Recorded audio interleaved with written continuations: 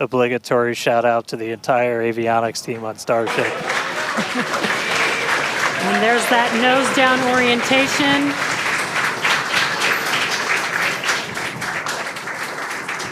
Now the Raptor engines will relight and help flip the booster back up. This is a more severe flip given the orientation.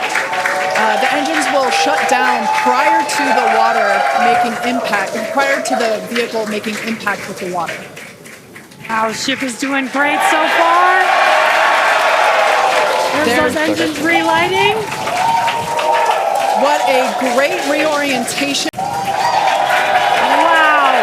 All three down to 2 into the water. Starship is landed. Wow. And we have ship splashed down in the Indian Ocean.